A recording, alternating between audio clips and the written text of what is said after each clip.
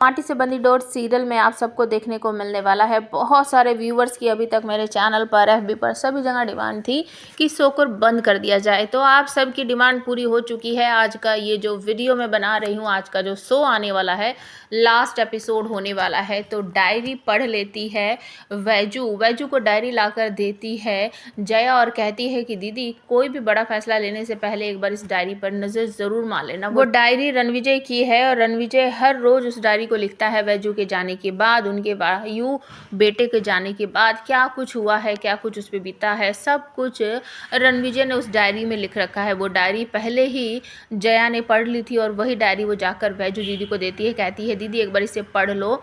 बाकी सारा परिवार खुश है, घर वालों ने सब कुछ एक्सेप्ट कर लिया है। वानी को भी बेटी मान लिया है और वैजू को भी घर की बहू मान लिया है। सब खुश हैं, लेकिन रणविजय, जया और वैजू की ज़िंदगी में चल रही है उथल पुथल। तो एक तरफ बैठकर वैजू वो डायरी पढ़ रही है, राणा की ज़िंदगी में अभी तक क्या हुआ है, कितना प्यार करता था, कितनी दुख मुसीबतें उसने अभी तक झेली हैं, वो सब कुछ उस डायरी में लिखा हुआ है।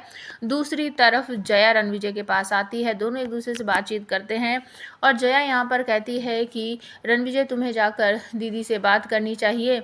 रणविजय कहता है कि तुम्हारी दीदी सब कुछ माफ़ कर सकती है, लेकिन वो मुझे कभी भी माफ़ नहीं करने वाली है। मैंने उसके साथ इतना गलत किया है तो वो मुझे कभी भी माफ़ नहीं करेगी। दूसरी तरफ जया कहती है कि ये मेरा ही घर परिवार है और मैं तुम दोनों को खुश देखना चाहती हूँ। डायरी पढ़ने के बाद उसके विचार बदल जाते हैं। वो खुद महसूस करने लगती है कि रणविजय उससे बिछड़ कर कितना दुखी था और तुरंत ही वहाँ पर रणविजय भी आ जाता है।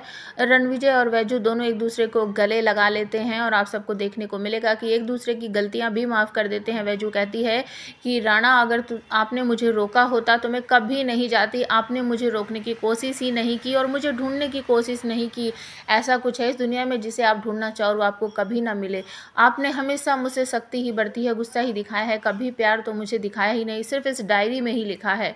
तो धीरे धीरे करके यहाँ दोनों एक दूसरे की बातें जो हैं वो माफ़ कर देते हैं और कहते हैं, अपने मन का हल्का कर लेते हैं सब कुछ बताकर, और दोनों एक दूसरे को गले लगा लेते हैं और दोनों पति पत्नी की तरह ज़िंदगी में आगे बढ़कर खुश होंगे। और आप सबको देखने को मिलेगा कि वहीं फर्स्ट फ्लोर पर खड़ी हुई जया ये सब कुछ देखकर मुस्कुरा रही है और खुश हो रही है कि आखिरकार वैजू दीदी और रणविजय की ज़िंदगी में जो मेरी वजह से कमी आ गई थी वो दूर हो गई है।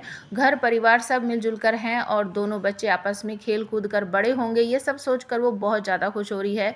तो रणविजय की फैमिली पूरी हो गई है।